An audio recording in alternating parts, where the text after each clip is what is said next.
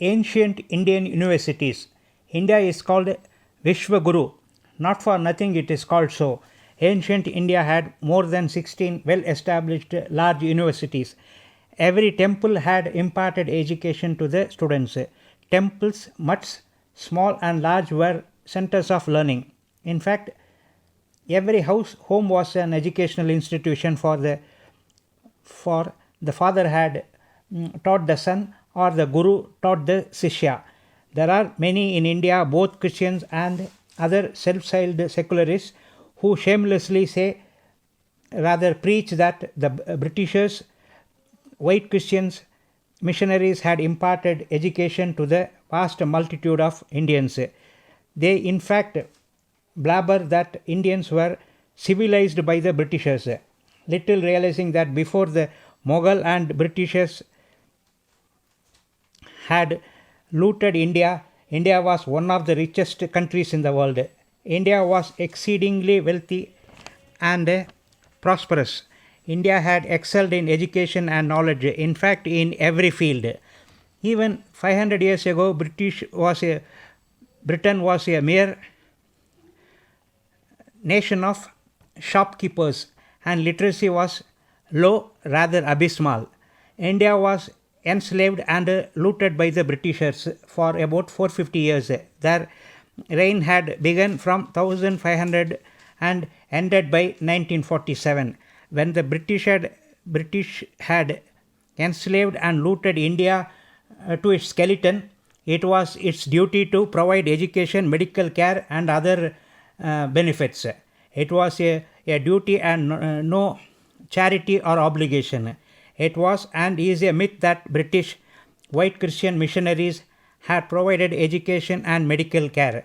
True, they gave basic education and medical aid, nothing more. The British gave Macaulay system of education. This system provided gumastas, clerks and duvibashis, the translators, the two Brahmins who had some initial formal education in Sanskrit and others. They had hardly given or imparted education to others.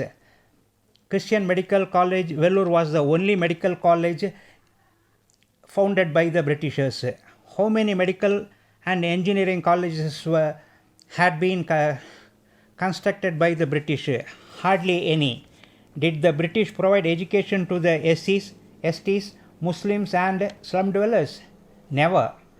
How many Indian doctors, engineers, lawyers, PhDs and ICS officers were produced? Except a few Brahmins, none.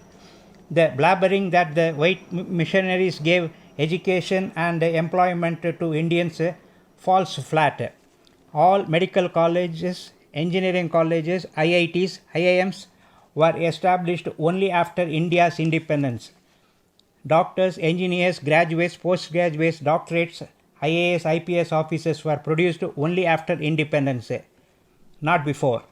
There are many who claim cite that the examples of orphanages, schools and other educational institutions run by the Christians. Education is a side business. Second business. Conversion is the main motive occupation of the Christians. It is not as if all Indian Christians are born Indians or imports from the Vatican. Majority of them are Hindu converts only. The schools, orphanages are run with government money, granting aid, not with Christian money.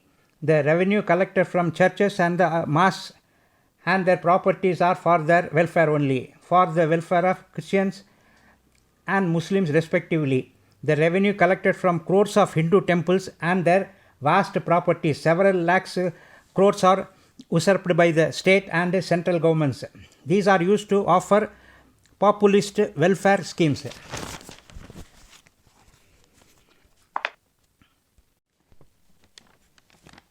Hindu money is used for not only the Hindus but also Muslims and Christians. However, revenue collected from Christians and Muslims is used for their minorities only. This is the farcical secularism being followed in India. Fraudulent secularism shall be the more appropriate term. The schools, orphanages, and colleges run by the Christians are run with government grants in aid, Hindu money. As these institutions are run with government money, they are subjected to audit by the central and state governments. The government audit is conducted by the C&AG of India and the respective accountant generals of the state governments under section 15(1) and 2 of the DPC Act 1971.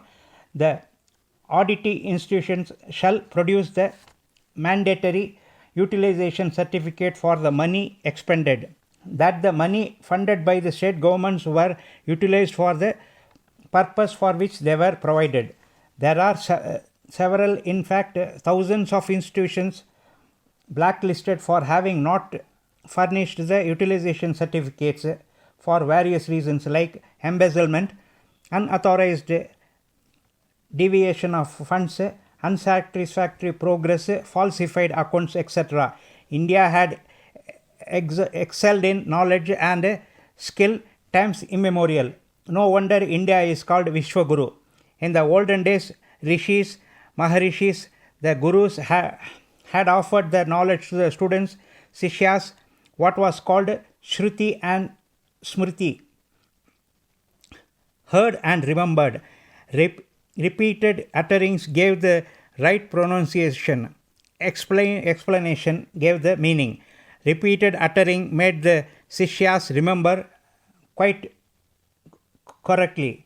The knowledge from one generation to the next was passed on by word of mouth. Grammatically correct and pronunciation perfect, contrast to what is prevalent today. This was followed by Gurukula system, where the gurus taught the pupils selflessly. Even today there are few teachers who do not receive money for teaching, imparting knowledge, saying that it is akin to selling knowledge and education. But they are only few in number. Today education is a money spinning big business industry. Even after the introduction of palm leaf writing and the advent of print media, the practice continued in the villages. The Guru Sishya teaching was preferred because of its simplicity, affordability, and the reach it offered. A student had no need to spend a fortune. Education was available at the doorsteps or in the near vicinity. Even as near as 1822, there was statedly 22,000 Thinnai Pallikudangal in Chennai alone. There would have been lakhs in Tamil Nadu alone. Whole of India would have had several lakhs of such schools. Thinnai Pallikudam was an education imparted by the teacher in his front yard of the house, which was called Thinnai, a broad platform which could accommodate several students. Even in olden days, women too were well educated. There were statedly 24 female poets who had composed several hymns of Rigveda. 3 are mentioned in Samaveda. Some of them are Lopamudra, wife of Agastya, Saraswati, Angirasi, Shalabha, Maitreyi, Gargi, etc. There were several hundreds of Tamil female poets during the Sangam period. Some of them are Avayar, Anjil Anjiyar, Allur Mullayar, Adimandi, Kavarpendu, Taya Kanyar, Pari Mahalir, Ilaveini, Belli Vidiyar, Mulliyur Budiyar. Those cited are merely illustrative and not exhaustive. There were so many intellectuals, poets, female poets,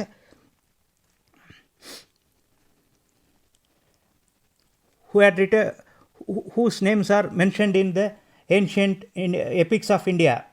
Valmiki, Agastya, Vedavyasa, Tolkapiyar, Avayar, Thiruvalluvar, and innumerable learned had written epics, composed poems when white man was not even wearing loincloth.